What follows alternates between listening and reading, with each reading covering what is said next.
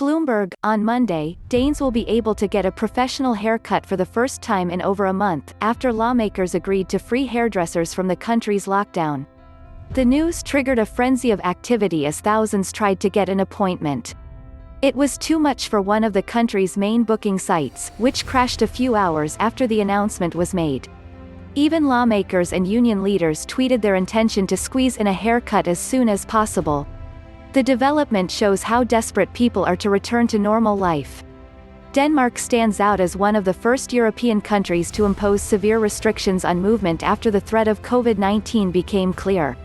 Thanks to its early response, Prime Minister Mette Frederiksen says it's now possible to try to return to normal sooner than others. Denmark sent its youngest children back to school on Wednesday.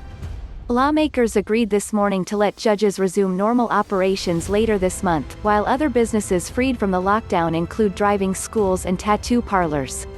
Dentists are also set to reopen their practices, though Danes seemed more eager to get their hair done than arranged to have their teeth checked.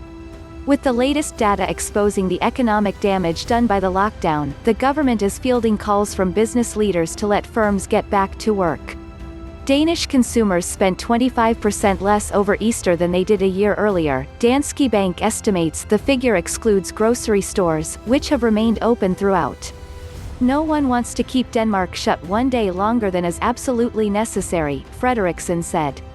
But we can't proceed so fast that we're unable to keep the epidemic under control. Morten Østergaard, the leader of the social liberals that form part of the ruling bloc in parliament, said the new agreement is a welcome relief for small businesses. He also said he'd already made a hairdresser's appointment, in a tweet sent just minutes after the deal was struck. The latest decision follows considerable pressure from parliament's centre-right parties. But talks were steered by guidance from Denmark's top medical experts, Frederiksen said.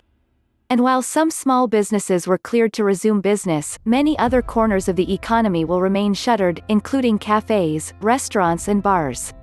Denmark's borders are still closed, travel restrictions still apply and groups of more than 10 will continue to be banned. Denmark, like other countries, is weighing the health risks against the catastrophic economic damage of a protracted lockdown.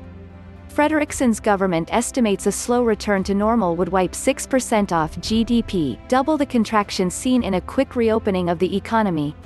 Frederiksen has made clear that any signs of a rebound in contagion rates would trigger an instant return to the tightest restrictions.